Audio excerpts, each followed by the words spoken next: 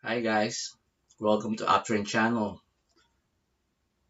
where perfect health, perfect wealth, perfect happiness is a possibility.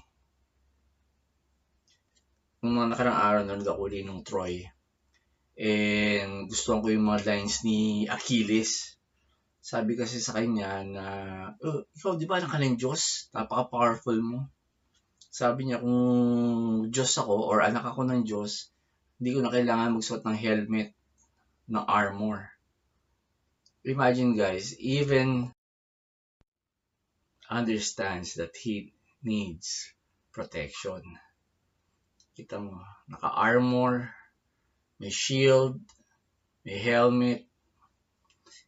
Parang naalala ko kasi ngayong itong pandemic, nakakala natin tapos na. For sure may mga susunod pang mga ibang sources of mga sakit niyan. Due to our, new norm na old norm na lifestyles.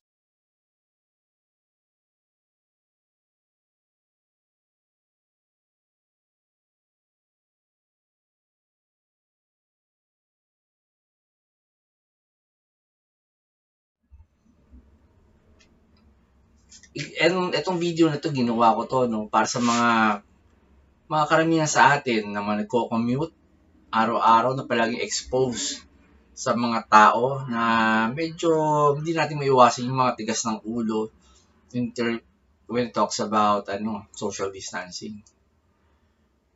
Yung mga Yossi boys diyan, medyo addictive talaga yan. Ako din, smoke ako mula high school. And then, ngayon parang I think 4 years na ako natigil. And, pero alam ko, it is so difficult, it is so tough na tumigil mag-yosi. Pero, syempre, ito pa yung mga lifestyle. Madami dyan mga riders, kumikita nga. Pero exposed sila sa air pollution, sa maraming mga kahalubilong tao, ka-exchange hands. Yung mga may-ari ng mga tindahan, ayan, maraming kahalubilo, kapalitan ng pera, kausap. Lalo yung mga riders na ang daming angkas. Hindi, ibig sabihin yung mga nagbumotor to work, to school, to do business. This video is for you. Okay, I want to talk about immune system. Pag mahinang immune system natin, there's a higher risk of experiencing frequent infections and severe symptoms. Yun, madali tayong kapitan ng pneumonia. Pneumonia, napakadelikado niyan. Pag hinayaan mo lang ito, pwede may kamatay. And parang ganun yung effect ng COVID-19. Very devastating. So, di ba, ibang nga doktor pa namamatay. So, medyo kailangan talaga extra ingat. And yung mga nag-survive, di dahil sobrang lakas, it just so happen na malakas yung mga immune system ng mga taong yun. Kagaya natin ngayon, na makausap ko ngayon. And ito yung mga warning signs na kailangan mo pag nalaman mong warning signs sa mga humihinang iyong immune system. Stress level mo, tumataas. Palagi kang may sipon. Sumasakit yung tiyan mo. Yung mga sugat natin, medyo matagal gumaling. Nagkakaroon ka ng infection. You feel tired all the time. So, yan yung mga signs na mahina ang ating immune system. Ngayon, paano natin siya i-boost? Ito pwede natin gawin. A few lifestyle change. Get enough sleep. Huwag naman yung sobra-sobra. Enough lang. Eat a balanced diet. Napakahirap gawin ito. Dahil, especially mga nag-work, mga panayong biyahe, madalas kumakain nila sa makarinderya kasi Siyempre, 2 hours, 3 hours babiyahe. Wala nang time para mag-prepare ng food. And then, pag uwi naman, pagod na, kakain na lang din muna sa labas. So, napaka-challenging ang kumain ng balanced diet. Exercise regularly. Grabe, it takes a strong will para mag-exercise regularly. Iba nga dyan nag-enroll sa mga gym. Kaya yung mga gym natin dumami. Kasi nga, yun ang nagiging need ng mga tao na ngayon. Hindi siya parang papogi, pampalaki ng katawan. Instead, para ma-motivate ka na mag-exercise regularly kasi nagbayad ka ng iyong monthly. Yan, wash your hands, basic. Keep up with your vaccines. Nagpabakuna ba kayo? Siyempre, ako guilty ako dyan. Pero may mga friends ako talaga regularly every year nagpapa-vaccine. Maintain a healthy weight. Iba-iba siyempre tayo ng height, iba-iba tayo ng edad. So, meron mga recommended weight tayo. So, pwede kayong magpatingin sa mga doktor ninyo, magpa-check kung ano yung good weight for you. So, kailangan nyo i-maintain yun. Don't smoke. Yan. Medyo, for the smokers, no? Pasensya na, medyo I stress it out kasi marami akong makakilala na smokers na still struggling to quit. And actually, iba hindi nag-struggle. They just do not have an intention of quitting. Ayan, try to minimize stress.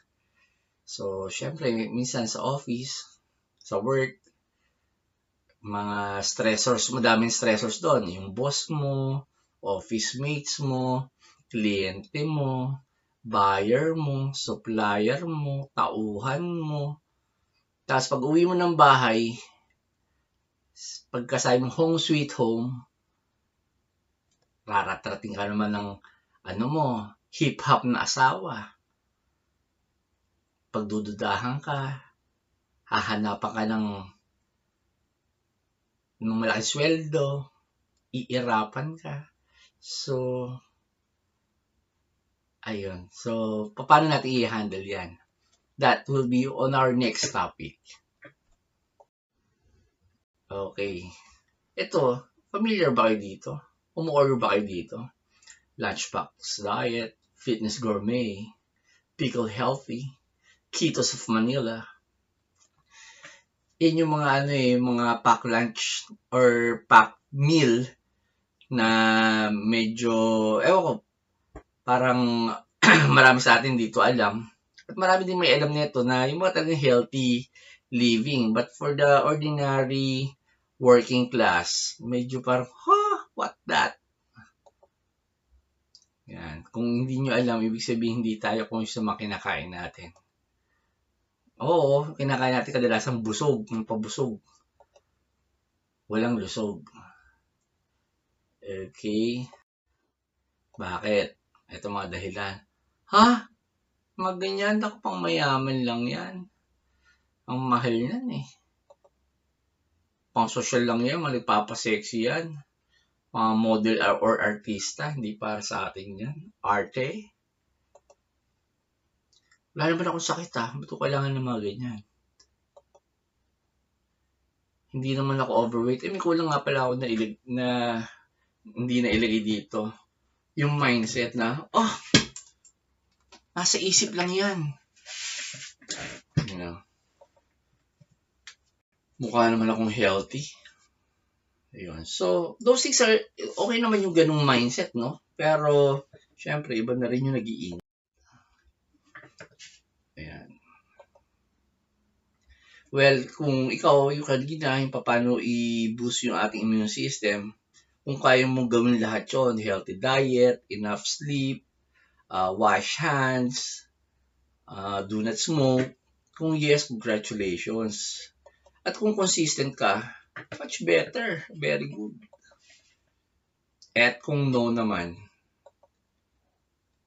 dahil with our lifestyle, with the kind of work that we do, the number of social media we are exposed in, ba't ko sinali yan? Kasi minsan, Ang tagal natin nakatutok sa Facebook, sa YouTube, yung mata natin napapagod.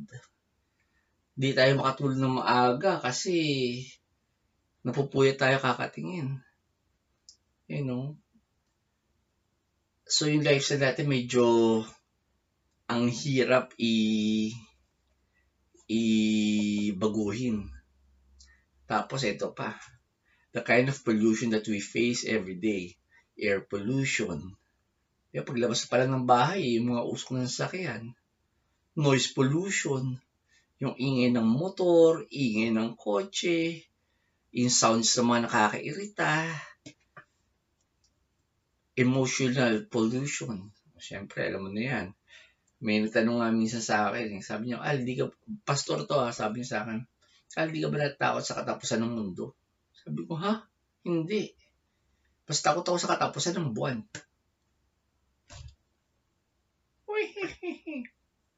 Yan, yung mga work-related pollution, yung diniscuss natin kanina, family affairs, school, para sa mga estudyante, na ngayon daw yung online schooling, mas mahirap kasi ang daming pinapagawa, ang daming assignment, ang daming seat works. So, daming projects, ganun. Kaya medyo nakaka-stress. Okay, yan. Kaya ngayon, gumawa yung mga companies ng mga supplements. Kasi nga, to augment yung mga pangangailangan natin. Kasi nga, yung pagkain natin, hindi natin nababalance. Hindi tayo nakakakain ng prutas. Kailan ba yung last time kumain kayo ng prutas? Kumain ng saging, kumain ng apple.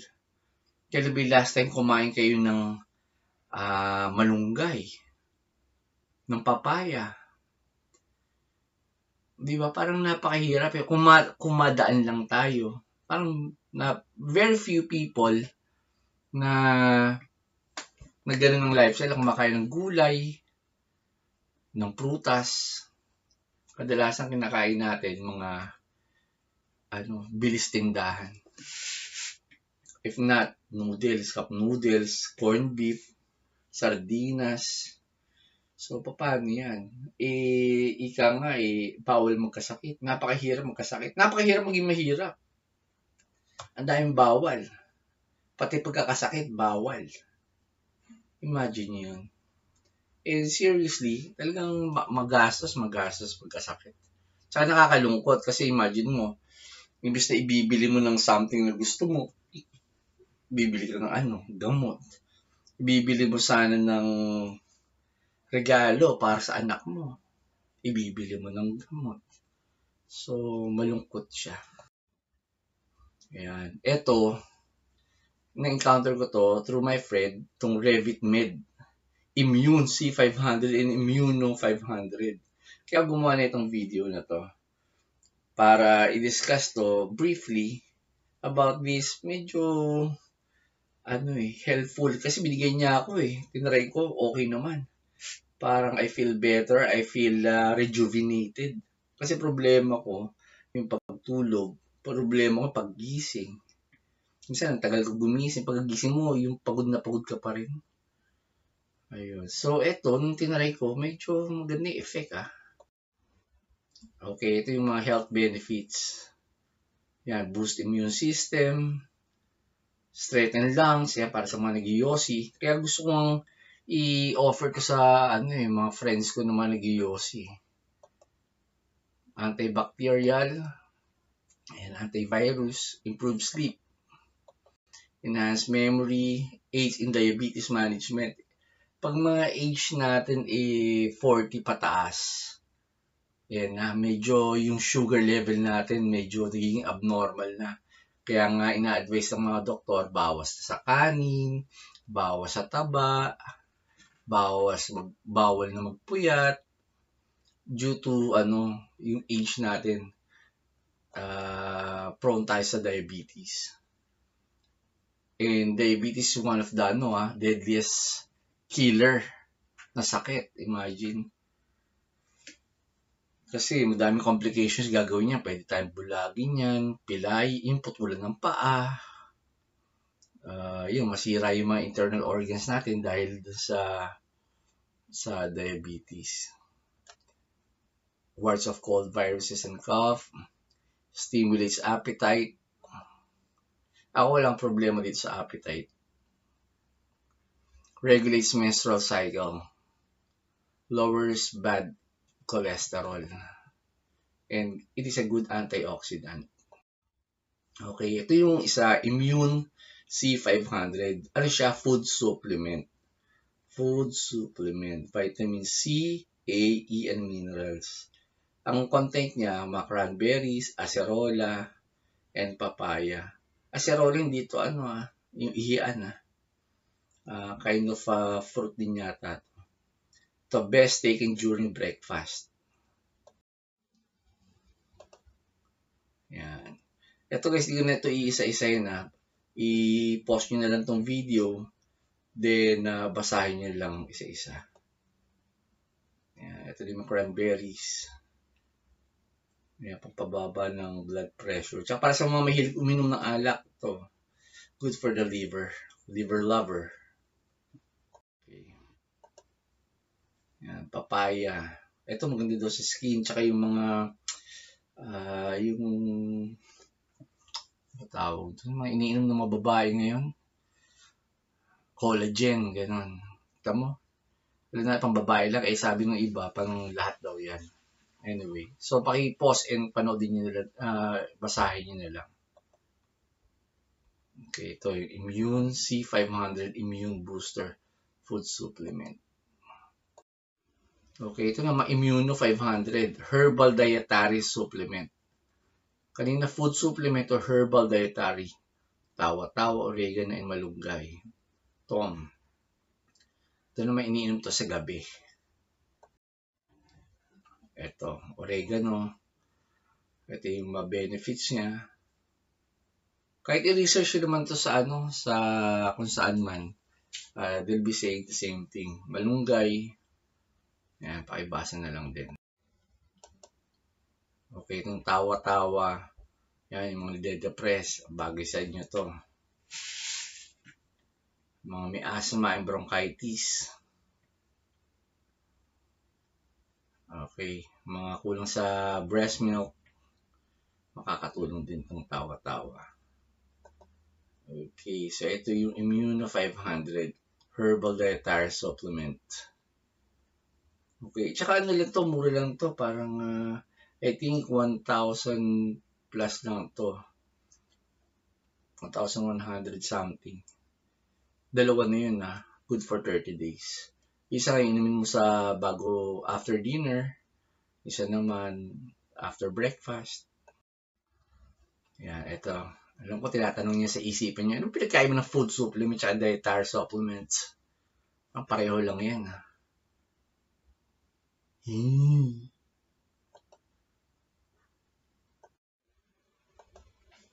Okay, dietary supplement.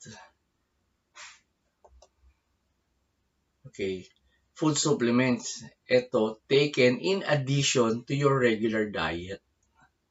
Okay, may kinakain ka na, Dagdag siya. Okay, kasi minsan yung mga kinakain natin, kunyari, kung may kinain kang, let's say, fruit na may vitamin A, kailangan mo kunyari 10 vitamin A. Yung fruit na kinain mo, 5 vitamin A lang meron. Ito, pandagdag. Parang, another 5. Since kailangan mo kunyari, 10 or 10 na vitamin A, dagdag siya. So, makukumpleto mo yung dietary requirement mo ng particular vitamin na kailangan ng katawan mo.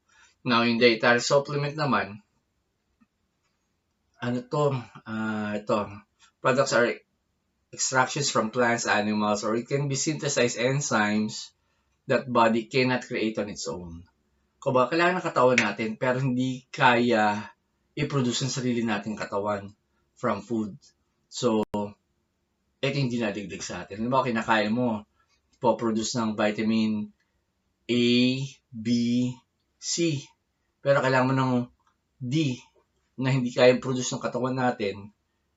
So, itong supplement na to, yun yung naglalagay ng D dun sa katawan natin. Okay? So, pwede nyo naman i-cross-check tong mga sinasabi ko, no?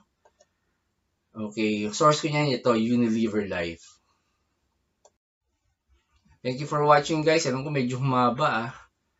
And please subscribe, like, or share. Thank you. Bye.